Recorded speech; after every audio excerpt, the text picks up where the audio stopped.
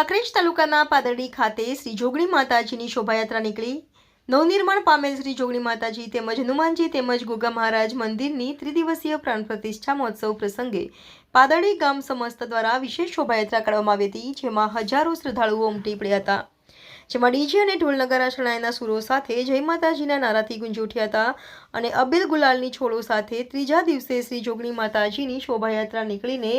મંદિર ખાતે પહોંચી હતી અને યજ્ઞના આચાર્ય પંડિત શાસ્ત્રી અમૃતભાઈ જે જોશી જયસિંહપુરાવાળા તેમજ 35 ભૂદેવો દ્વારા 21 કુંડાત્મક વિધિવત પૂજા અર્ચના વંદના આરતી કરી યજમાનો અને પંડિતો સામાજિક અને રાજકીય આગેવાનો સહિત ધાર્મિક સંતો મહંતો સાથે ભક્તોનું સહિત અન્ય ગામોમાંથી પધારેલ મહેમાનોને શ્રી પાદરડી ગ્રામજનો તેમજ દરેક સમાજના વડીલો યુવાનો દ્વારા સન્માન કરવામાં આવ્યું હતું અને સુંદર રીતે આયોજન કરી ભોજન પ્રસાદ ગ્રહણ કરી ધન્યતા અનુભવી હતી। શ્રી જોગણી માતાજીની ત્રિદિવસીય પ્રાણ પ્રતિષ્ઠા મહોત્સવને સફળ બનાવવા માટે અથાગ પરિશ્રમ કર્યો હતો। અહેવાલ Jayantibhai Thakkar, DT news live 24 Kankrej.